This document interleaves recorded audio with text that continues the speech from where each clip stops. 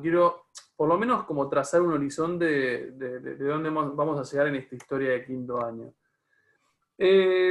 Nosotros lo último que hicimos fue lo de movimientos contraculturales. ¿Estamos? O sea, básicamente, a ver, para chusmearlo un segundo de manera como lineal y en tiempo.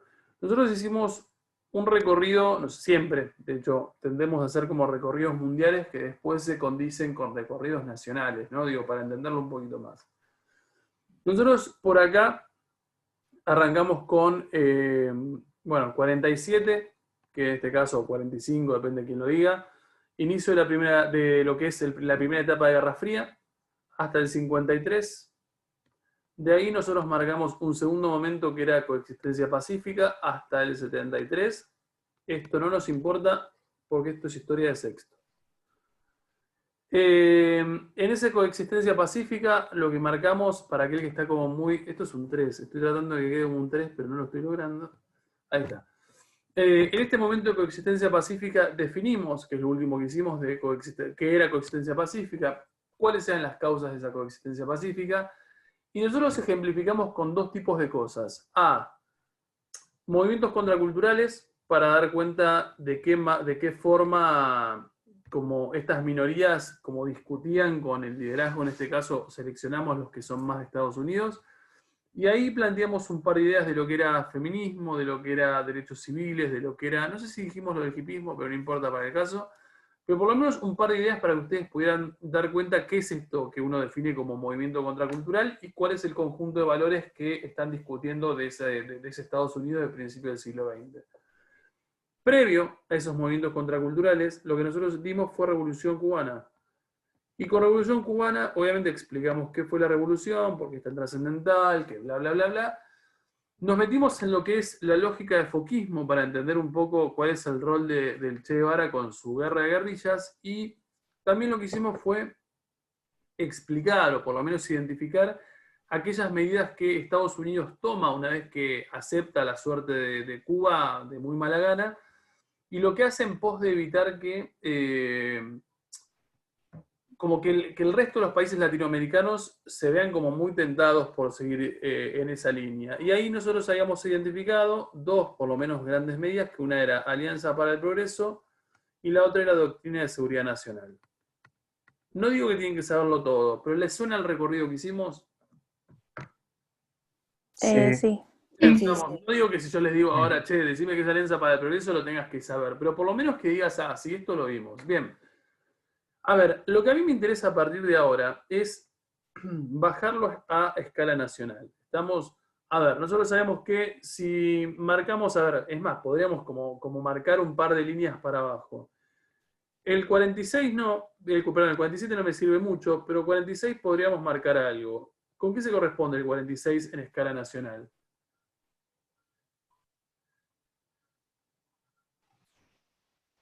¿Qué episodio sería como trascendental? El surgimiento de las figuras de Perón. Bien, no sé si es el surgimiento por ahí surgió un poco más acá, pero sí es verdad que en el 46 tenemos el primer qué de Perón. Gobierno. El primer gobierno, tal cual. Hasta el 52 por acá, y eventualmente hasta el 55, que fue el golpe que uno define como Revolución Libertadora. Quiere decir que cuando nosotros nos ponemos a ver lo que nosotros vimos como peronismo en Argentina, en realidad el peronismo se condice casi temporalmente con ¿qué cosa de la Guerra Fría? Y con el primer periodo. Con el primer periodo, de tensión, de enorme como de delimitación de áreas de influencia. Yo creo que porque existe en este momento que uno cuando sabe, bueno, ya tema viejo, tercera posición, esa idea como de neutralidad que se propone el peronismo, por eso molesta tanto, ¿no? Digo, estamos recién estructurando esos dos bloques de la Guerra Fría, entonces termina siendo bastante molesto que un presidente de un país relevante como es Argentina a nivel regional en América Latina se te ponga, no en contra, pero por lo menos no sea como tan amable y no sea como tan sumiso, más que amable sería. Bien, entonces, así como el primer periodo de Guerra Fría, recuerden que nosotros planteamos, no sé, Plan Marshall y cómo ese Plan Marshall repercute en peronismo. y uno podría trazar un par de líneas más entre ese periodo de Guerra Fría y el peronismo. Lo que nos toca ahora es avanzar, por lo menos hasta el 66. No me consta que vayamos a llegar cómodos al 66, pero por lo menos trazar un par de líneas de lo que serían los periodos o los gobiernos postperonistas, porque este es el golpe de Estado, siempre teniendo presente que estos gobiernos postperonistas que se suceden del 55 al 66 y un poco más, tienen mucho sentido si nosotros lo ponemos en relación con esto de acá. Estamos sobre todo de Revolución Cubana. Quiere decir que si comprendemos la lógica de la Revolución Cubana y si comprendemos las medidas que toma Estados Unidos para frenar a esa revolución o que el resto de los países americanos se contagien de comunismo, sería muy mal dicho, pero para que ustedes se den una idea, entenderíamos lo que pasa en la Argentina del 55 al 66 e incluso entenderíamos la lógica de los golpes de Estado que se suceden en ese entonces. ¿Hasta acá me siguen? ¿Tiene que ver con los empates hegemónicos esto? Sí, totalmente. De hecho, el empate hegemónico, y ahí estamos yendo a eso, a ver qué es lo que pudieron lograr. El concepto, cuando uno, no sé si se fijaron, en la página 153 de Romero, que arranca el capítulo 5, dice el empate, o sea, el nombre del capítulo es el empate. Vamos, y el empate viene del empate hegemónico, que es el concepto que les pedí que buscaran, y básicamente el periodo del 55 al 66 es el que uno define como empate hegemónico. ¿Me siguieron el planteo? O sea, lo que nosotros hicimos fue recorrer la parte de coexistencia pacífica, identificar un par de problemas de ese contexto, porque eventualmente lo vamos a necesitar para comprender el periodo histórico argentino que se condice con, o sea, que sucede de manera a la par de lo que está sucediendo en el mundo en esa coexistencia pacífica. ¿Todo el mundo llegó? Sí. Sí, buenísimo. Borramos esto entonces y nos vamos directamente a lo nuestro. Empate hegemónico. A ver, ¿qué encontraron, muchachos? De empate hegemónico. Y ahí hacemos una línea del tiempo, pero un poco más a escala argentina, que es lo que me importa. ¿Qué encontramos del empate? Dale, Balma. Yo lo poco que entendí de empate hegemónico es que sería que hay dos ideas que ninguna logra sobreponerse a la otra. En este caso sería capitalismo y comunismo, creo. Creo que tiene que ver por ahí.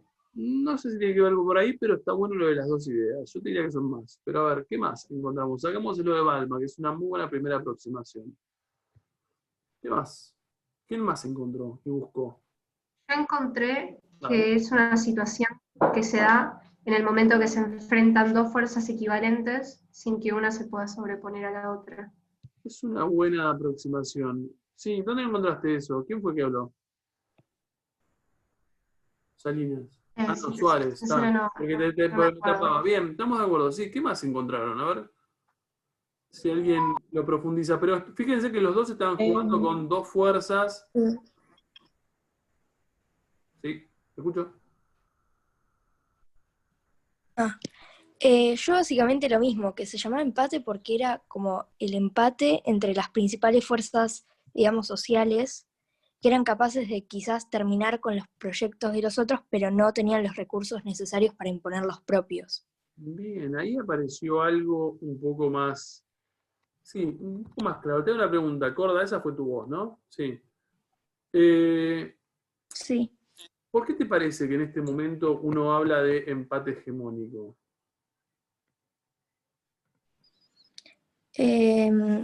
Primero porque, o sea, lo que yo entendí es que después de Perón aparecieron un montón de políticas, digamos, antiperonistas y peronistas.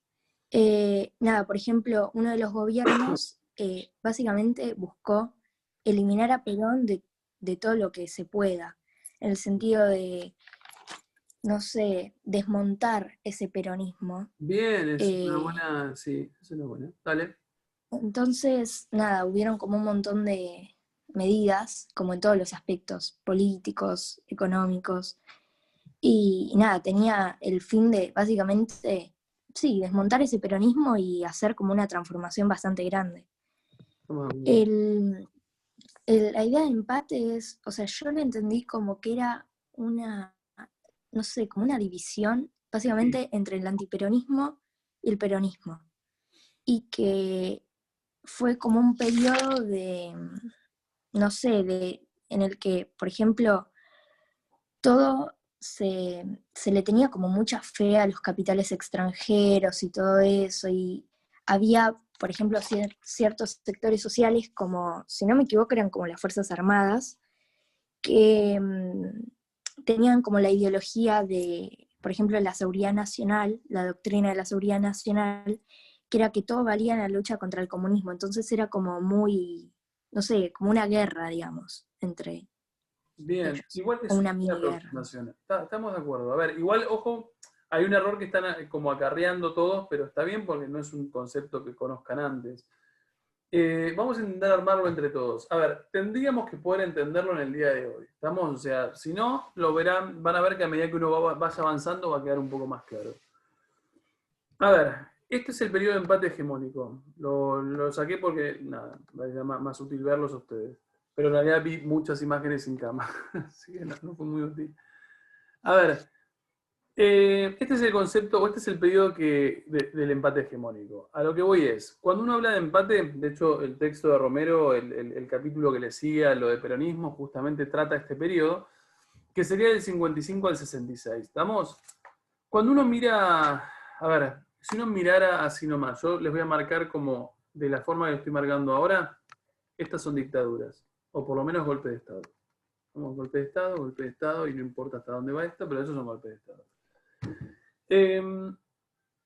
¿Cuál es la primera apreciación que ustedes tienen si ustedes ven este periodo argentino? O sea, así, visualmente, ¿a qué les da?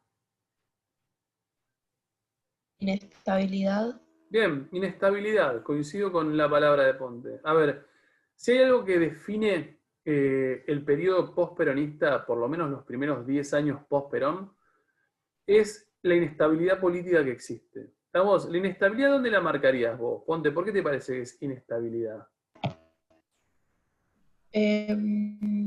Porque bueno, una de las cosas que trata el libro es que una vez que se acabó la presidencia de Perón, como que el grupo que se había encargado de justamente acabar con todo eso era muy heterogéneo y nada, como que no tenía planeado bien para dónde ir, digamos. Por eso es que en una parte también dice que se define como empate a como las fuerzas sociales que se habían embarcado como en esta transformación, pero que no habían terminado de definir sus objetivos. Bien, Entonces, claro, si no tenés objetivos claros, es difícil tener claridad. yo coincido. A ver, me quedo con una cuestión que dice Ponte. A ver, las personas que han golpeado a Perón allá por el 55 y que se han sacado de encima a Perón y que lo han mandado al exilio, en realidad es un grupo muy heterogéneo de gente, ¿estamos? O sea, muy heterogéneo en el sentido de muchos sectores económicos que por ahí los une el espanto o sea, el espanto de la presencia de Perón, porque lo odian por diferentes razones, pero en realidad no tienen... Dicho, Sí, hola. no, hola. Pensé que me había dicho algo. A ver, los une eso, pero en realidad no tienen como un claro horizonte superador. ¿A qué voy con un claro horizonte superador? No es muy claro cuál es el modelo económico-social que debería instalarse en la Argentina para superar el peronismo. Y en realidad el dato que hay que tener en cuenta, que no es un dato menor, es el golpe de Estado que uno conoce como Revolución Libertadora, que es la del peronismo, se sacó de encima al modelo socioeconómico de mayor respaldo que ha tenido la historia de este país. Quiere decir que en realidad reemplazarlo es un desafío enorme. ¿Estamos? Ahora, como en realidad no hay un punto, a ver, ¿cómo plantearlo? Como no hay un plan integral y coherente que intente se me fue la palabra, que intente reemplazar a ese peronismo de puesto, lo que va a pasar a lo largo de este empate hegemónico es que se van a ensayar diferentes modelos económicos en continuidad, con claros fracasos al momento de implementar. O sea, ¿qué voy con esto? Cuando uno mira este grafiquito, y uno habla de inestabilidad. Primero, inestabilidad, ¿por qué hay inestabilidad en este grafiquito? ¿Qué es lo que te marca que hay inestabilidad?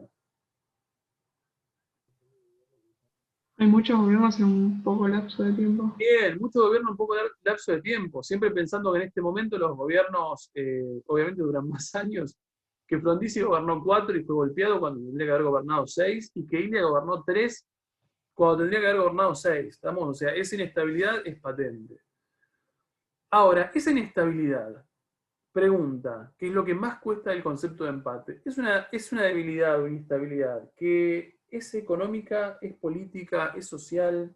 ¿Qué les parece a ustedes? El concepto de empate, ¿es un concepto de qué estilo? ¿A qué esferas de la realidad está clasificando? ¿Es social? ¿Es un concepto social? ¿Es económico? ¿Es político? Para mí es político y No, no, económico. Para mí Porque es lo social. económico siempre va de Social. la mano. Bien, dijeron social para unos, dijeron político y económico porque van de la mano.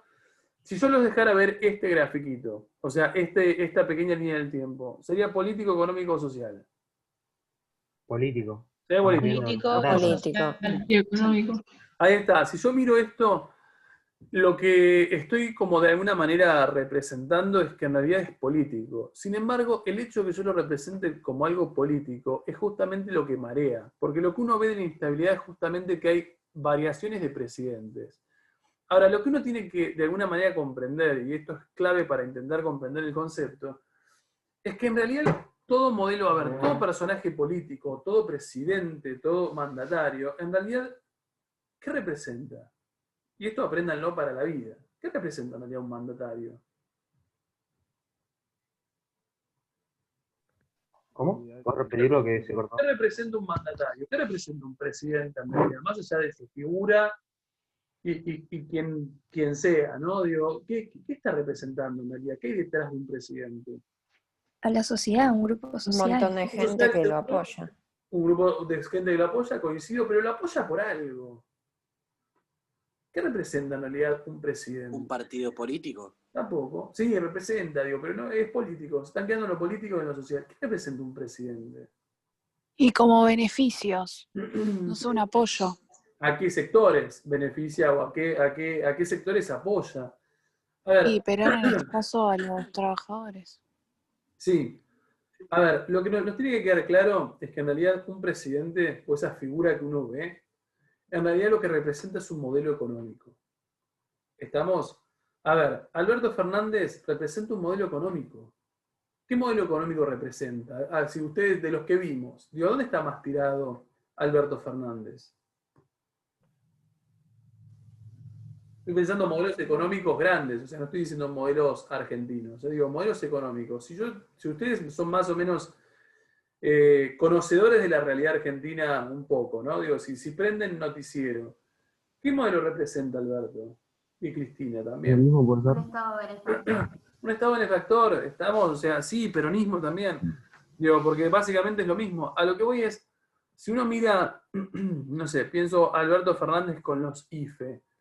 El IFE es un plan, o sea, el IFE es una cantidad de guita importantísima dada a los sectores más vulnerables. Quiere decir que te puede gustar más o menos, uno puede estar más o menos a favor, pero por lo pronto, sin juzgarlo y sin meternos en cuestiones políticas, Alberto Fernández representaría un modelo de tipo keynesiano benefactor, con sus cambios, ¿no? Digo, pero el grueso de su modelo sería eso. Y si nos hemos cansado de escuchar que Macri es neoliberal, aunque no es neoliberal plano, sí, porque tenés un montón de cosas que hablan de un Estado que seguía participando, Macri claramente era un tipo un poco más liberal. A ver, ¿a qué voy con esto? Uno se queda con Macri o Alberto, Macri y Cristina. Lo que uno tiene que entender es que Macri y Cristina, o cualquiera de los que ustedes quieran de la política argentina, no importa la persona en sí, importa el modelo económico que está por detrás de ellos. Porque cada uno de ellos, en relación a lo que decía, creo que fue Cairoli, o no sé quién, cada uno de ellos, posicionándose en un modelo económico determinado, lo que hacen es beneficiar o perjudicar a tal o cual sector económico. ¿Se entiende lo que estoy diciendo? Porque ningún modelo económico puede beneficiar 100% a todos los sectores de la Argentina en este caso. ¿Por qué ninguno puede hacerlo? ¿por qué ningún modelo económico puede representar a la totalidad de los sectores económicos que forman parte de la Argentina? Porque hay un modelo para cada sector, no hay un modelo para los dos. Si yo te digo, qué sé yo, un modelo Estado benefactor va a beneficiar a la gente más vulnerable, como vos decís, a los más Sí, pobres, sí. capaz, y, no sé, un modelo económico liberal, capaz no los va a beneficiar. Estoy de acuerdo. Ahora la pregunta es un poco más existencial. O sea, no es tanto lo que vimos. ¿Por qué ningún modelo económico puede beneficiar a todos? Porque para poder Supongo que hacer porque un modelo económico que beneficie a las clases bajas, normalmente se les, o sea, acá en parte, se les saca un poco los, entre comillas, privilegios de la clase media o alta. Entonces, como que para poder privilegiar a uno, el otro se ve afectado. Coincido con lo que dice Victoria. A ver, lo que a mí me interesa que ustedes vean es, no puedes beneficiar a todos, porque incluso, a ver, los sectores que conforman la realidad económica argentina o de cualquier país, en realidad son heterogéneos. Entonces, para que, a ver, si vos beneficiás a, no sé, pienso, un empresario, lo beneficiás porque en el fondo, no sé, en muchos casos para beneficiarlo tenés que perjudicar al obrero. Si vos beneficiás a la gente del campo es porque para beneficiarlos le estás quitando plata a otros sectores que podrías como beneficiar, como puede ser la industria, ¿se entiende? O sea, todos tienen necesidades diferentes, y como todos tienen necesidades diferentes, cada uno de los modelos económicos que uno puede seleccionar, de repente benefician a un grupo social determinado. Y si beneficias a un grupo social determinado es porque de manera implícita o explícita estás perjudicando a otro. Porque no te queda otra porque en realidad no te interesa. ¿Se entiende lo que estoy diciendo? ¿Todo el mundo me sigue? Sí. Entonces, si bien cuando nosotros vemos este grafiquito o esta pequeña línea del tiempo, es un grafiquito o una línea del tiempo que es política, lo cierto es que por detrás de cada uno de estos momentos políticos de Argentina, en realidad lo que hay es un modelo de qué estilo.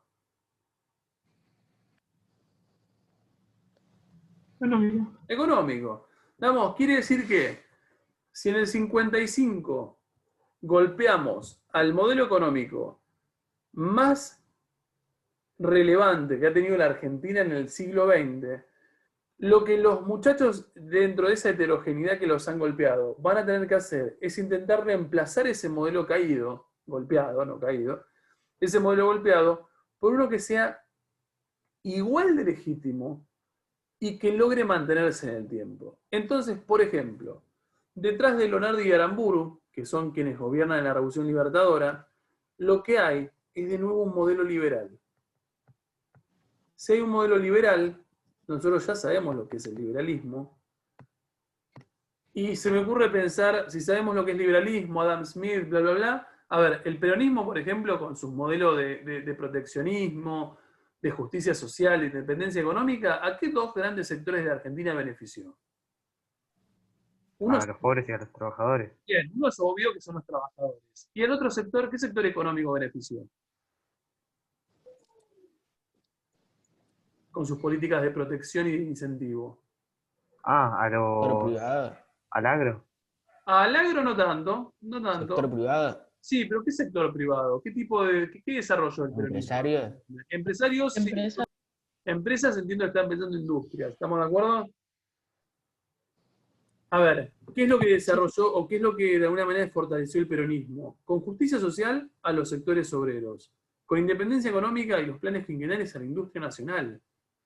Ahora, esos son los dos grandes ganadores del peronismo. ¿Cuál es el perdedor del peronismo, por ejemplo? O sea, ¿a quién no ayudó el peronismo? ¿O no lo ayudó tanto como habría de... ¿A quiénes? Y de las clases más altas. Las clases más altas. A la elite la descuidó, es verdad, la parte... Sí, es verdad, esa elite la descuidó. ¿Y a qué otro sector le quitó recursos para financiar a otros? Con el IAPI, por ejemplo. Y al... Grandes campo. productores. Al campo, está, grandes productores campo. Quiere decir que en realidad en el peronismo lo que vos tenés son ganadores, o sea, sectores que ganaron en esos 9 años, que son obreros y pymes nacionales, y perdedores, tipos a las que se le ha quitado un enorme nivel de ingreso, como puede ser el campo a través del IAPI, que básicamente lo perdieron en formato de impuesto. Ahora, por ejemplo, yo les digo, después del 55 aparece Revolución Libertadora, Leonardo de Aramburu con un modelo liberal. Liberal, principio del siglo XX. Si es un modelo liberal, ¿cuáles son las reglas de ese liberalismo? Que nosotros ya las conocemos. Libertad económica. Libertad económica, Apertura del mercado. apertura del Sí. mercado, Ajuste. libre comercio. El concepto este nuestro que era como, a ver, si es liberal, deduzcanlo ustedes solitos, si es liberal.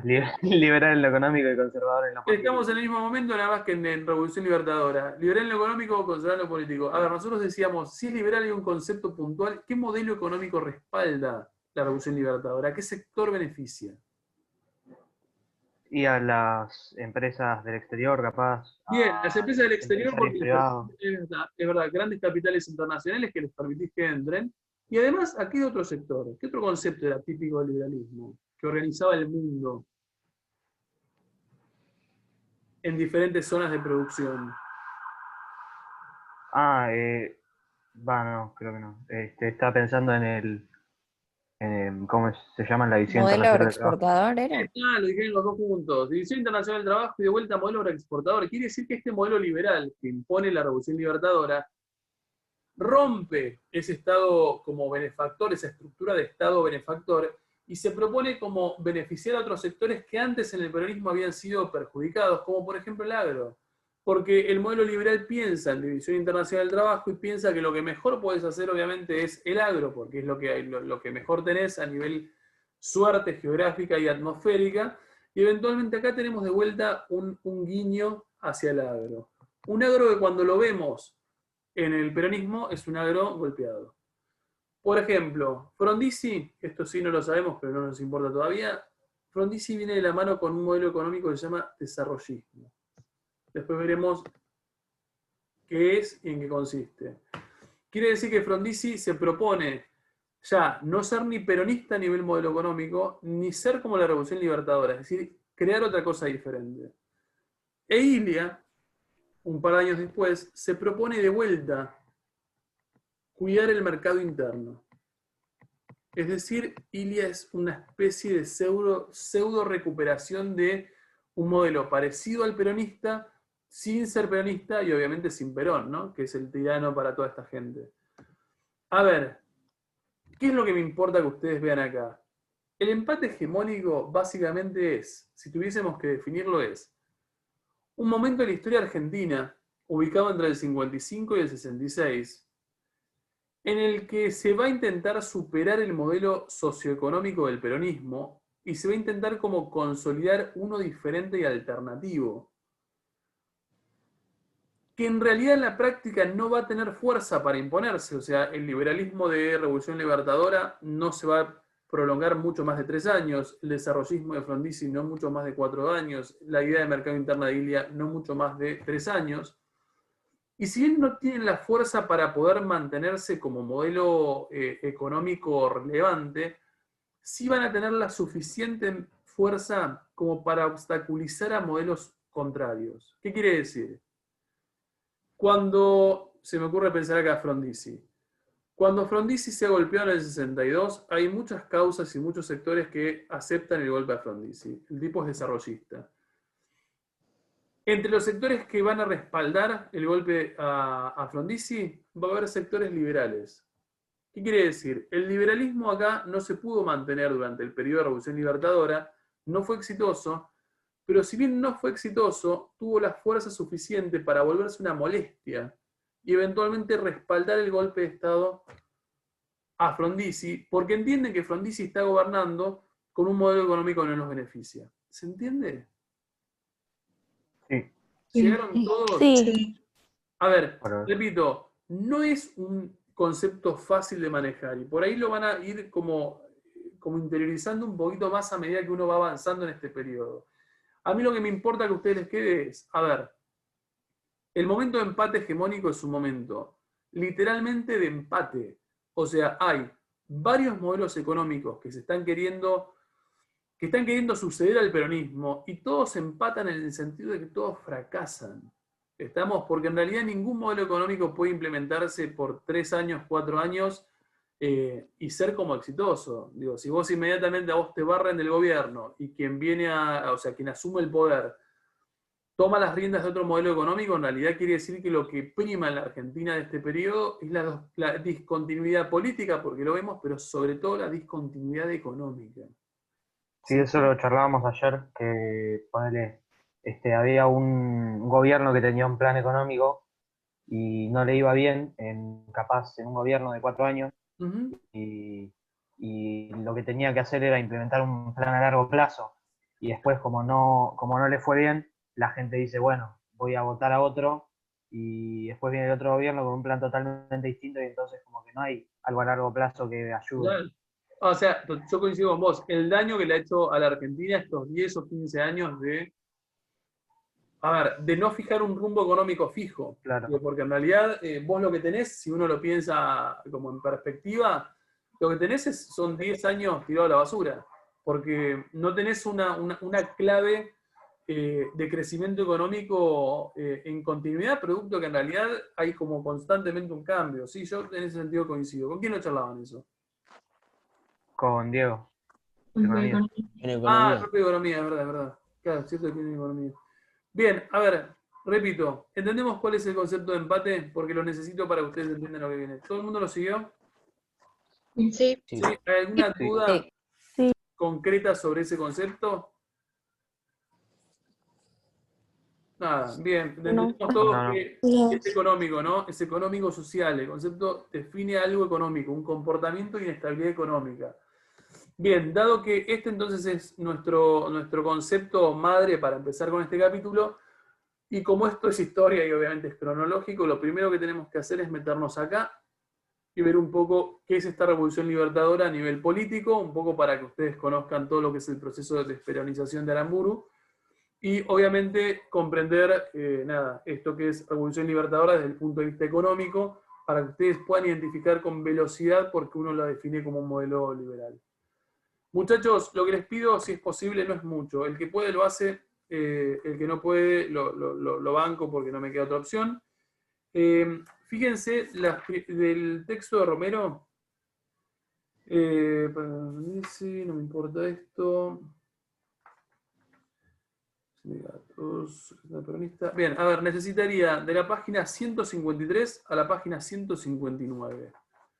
La primera parte es como bastante amplia, me interesa mucho más que presten atención a quién es Leonardi, cuál es la diferencia entre Leonardi y Aramburu, pensar políticas de Aramburu en torno a desperonización, que son muy claras y muy fáciles, pensar política económica liberal de esa revolución libertadora, que ustedes solitos se den cuenta qué implica o qué medidas son tomadas en pos de desarmar ese Estado benefactor que heredan del peronismo y que puedan identificar qué es la resistencia peronista.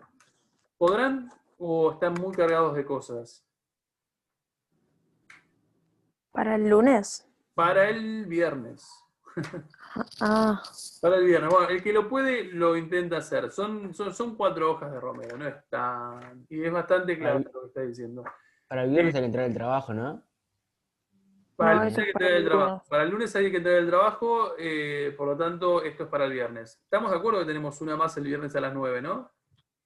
Sí. Sí. Antes de que te haya emocionado y no haya sido así. Bien, muchachos, nada más. Nos vemos el viernes a las 9, por favor, de la página 153 a la 159. Chusmen un poco, así lo hacemos un poco más dinámico. Porque ya el concepto madre lo saben. Gracias por haber aceptado recuperar. Son grosos. Hasta luego, muchachos. Hasta el viernes.